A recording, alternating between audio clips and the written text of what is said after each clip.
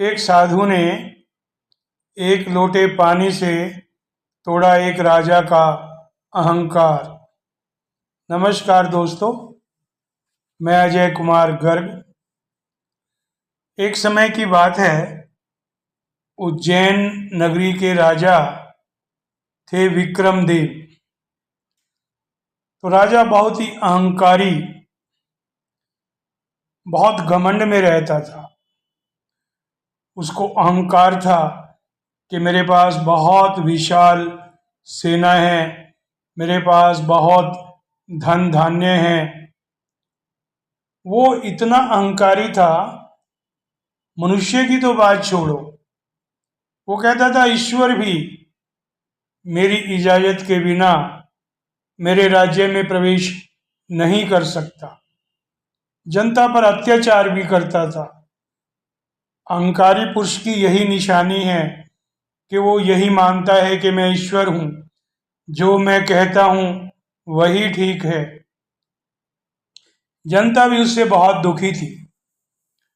तो एक दिन राजा शिकार खेलने के लिए जंगल में चला गया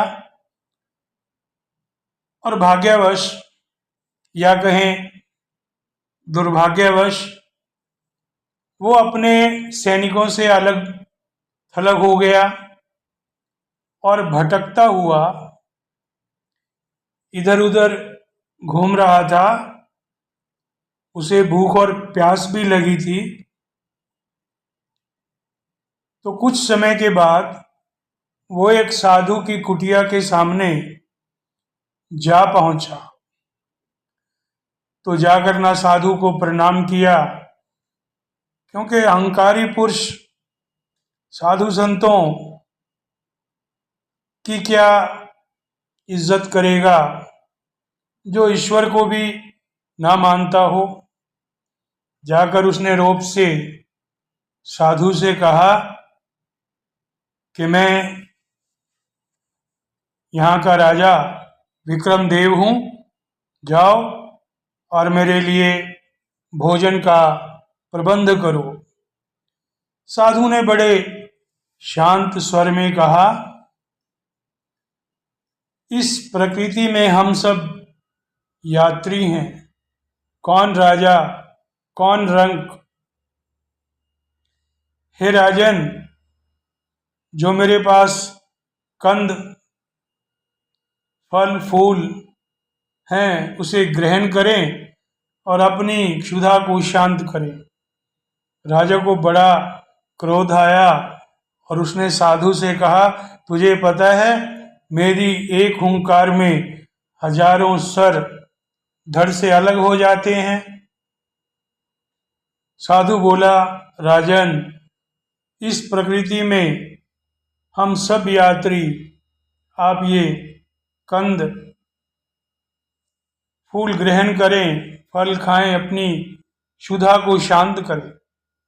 राजा बहुत भूखा था, उसने भोजन किया। राजा को बहुत तेज प्यास भी लगी थी। तो राजा ने पानी मांगा, तो साधु एक पात्र में पानी ले आया और राजा को देने लगा, पर साधु ने अपना हाथ रोक लिया। बोले, राजा, कल्पना करो कि आप एक जंगल में हैं और आप बहुत तेज प्यास लगी है और किसी के पास पानी है, तो आप उस पानी के लिए क्या दे सकते हो?